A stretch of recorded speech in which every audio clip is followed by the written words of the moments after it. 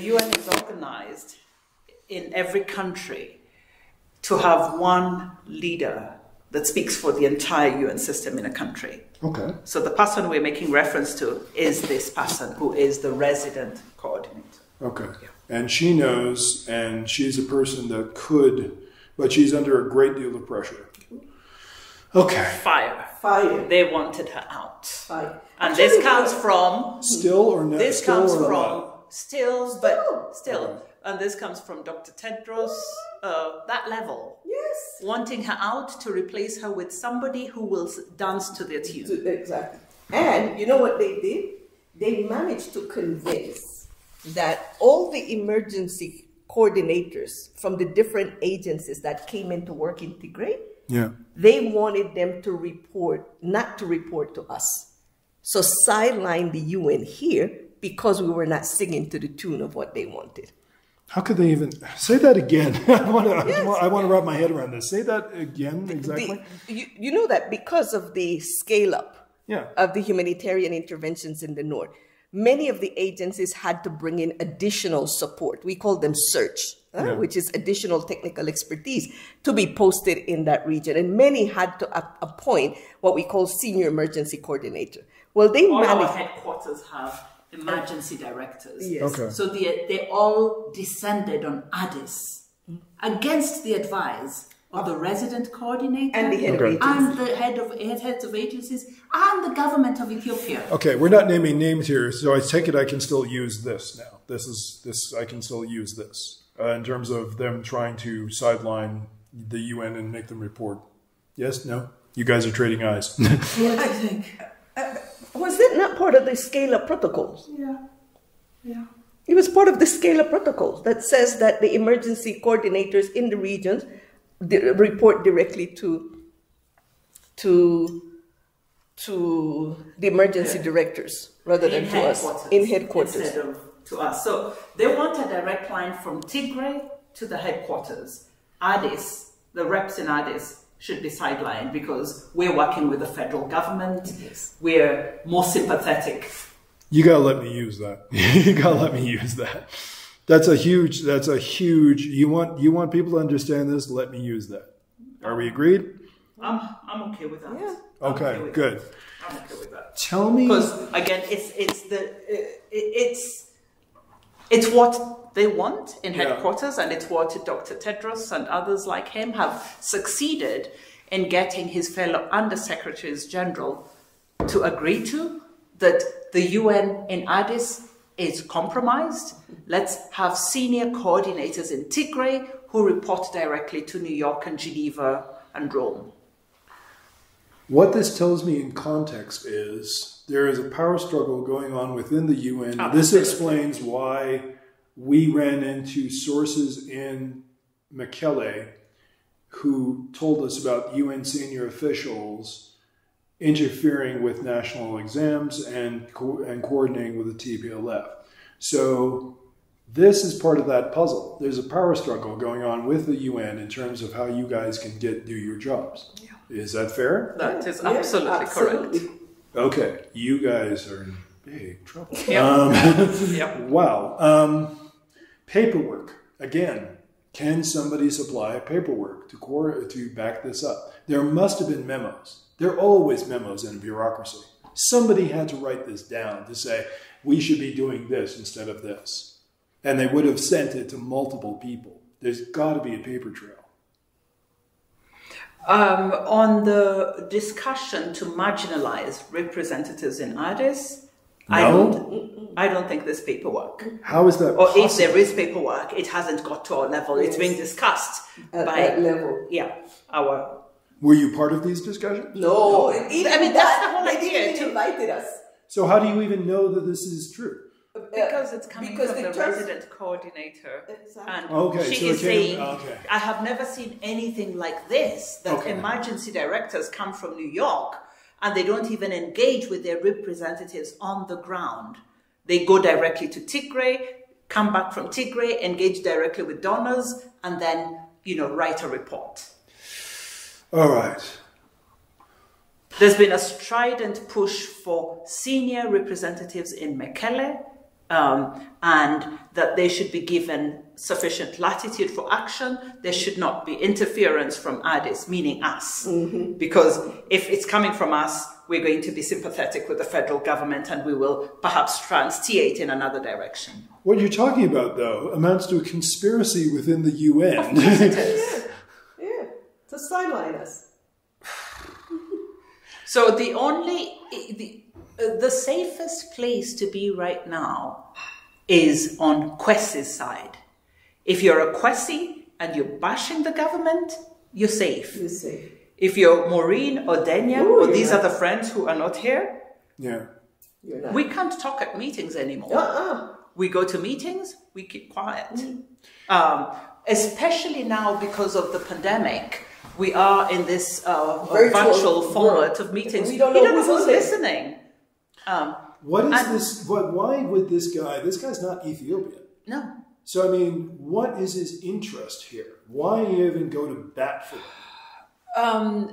If you are, and I believe you are, Jeff, familiar with how the TPLF works. Yes. They recruit people. They have their networks within the UN system. Whether Kwesi is being paid additional money by the TPLF, I have no idea. But he's pretty emotional where TPLF is concerned. Is it possible he's just a true believer? Maybe he's just not paid off, but a true believer in their cause. What's your take? What do you think?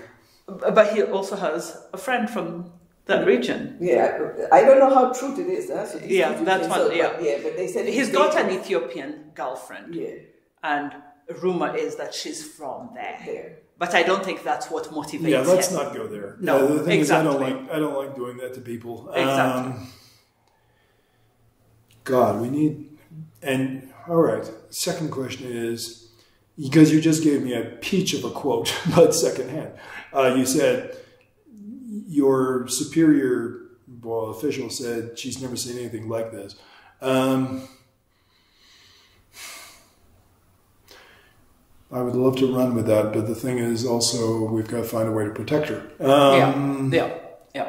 You got to go talk to your friend. In actual fact, the best way to protect her is to talk about her. I do believe that.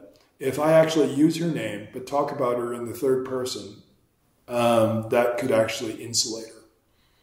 Because she could legitimately point and say, I didn't talk to this guy. They're talking about me. They're not talking to me, which would take the I would recommend that you go to the UN Ethiopia Twitter handle and look at things she has posted and draw from that. Well, if she's putting out stuff on Twitter, that's not very a wise course of action to do. She's putting out controversial things on Twitter. No, she's not putting out controversial things. There's been a few recent statements. There was one on the perception of the UN in Ethiopia having taken a hit, and What's her Twitter handle? Do you know? It's UN Ethiopia. UN Ethiopia, I think. Yeah. Okay. Would you please talk to your friend and talk to her about what we're doing, and at the very least give the woman a heads up so she knows this is coming? Or do you want to go that far? I'm not sure. Are you? Does she trust you? Oh, yeah. But I mean, she's under a lot of strain. A lot of it. I'm not sure she would want to be a part of something like this. Yes, she's under. I mean, there's a tremendous force being orchestrated to figure out how to get her out of here, and they have failed so far because I met with a senior government representative who said we are not going to watch her get kicked out of here. We know they want her out because she's an African. I am telling you straight up, the most honest thing, the most best thing you could do for her is A, tell her you're talking to me. B, tell her that the best way I could protect her and actually help you is actually talk about the campaign to oust her and name her. And then watch the fur fly, because then they'll go, holy shit, Pierce knows what's going on. How the hell does he know what's going on? And that will make them back off her for a while. I can't promise it would be indefinite, but I can tell you that she would be safe for a limited period of time, because the shit will hit the fan. That once you drag them into the light and say, this is what they're trying to do, that actually, because I told you in our phone conversation, I've been a whistleblower. They put my name in it and they didn't touch me because they went, well, why would his name be in it if he actually spoke to the sources? That's the best way to protect your friend and your colleague. And frankly, if there's a concerted effort to oust her, I say go public with it. But that's got to be her. That's got to be, I don't want to hurt this person. I don't know this person. You should coordinate with her to say, be a part of this because it could help you. And I mean that sincerely. If you need me to talk to her, I'll talk to her. I'll deal with her the same way. If she wants to talk to me, anything that she says to me can be as an unnamed source, same rules. But it would be good to get her permission to say, can we use your name? Because you're obviously being targeted here. Okay, two things, Jeff. Yeah. One, the push to oust her was tremendous. She has survived it because several key people have said over our dead bodies, including senior people in New York, very, very senior people who have said, stop this nonsense. So it's a certain group of donors. They're waiting. They're waiting. They'll be back. They'll be back. So that is one. I think she has survived it. Okay. But second, we all have different thresholds for, discomfort. Of course. If I was in that situation, I would be looking for Jeff Pierce. I don't know that that is her case. Yeah. So no, my proposal would be her contact information is public. If you go to the UN Ethiopia website, her number is there. Call her or email her and say, I'm hearing A, B, and C about what's happening in Ethiopia. Would you be willing to speak with me off the record or on the record? She has no reason to trust me, and I wouldn't blame her. Given the way that the other media have treated her, unless she's familiar with what I do. She is very familiar with you. She follows you. Okay. And she shares your tweets with me. I share your tweets with her. Okay. She knows you very well. Because given how... Let me double check the recording on the...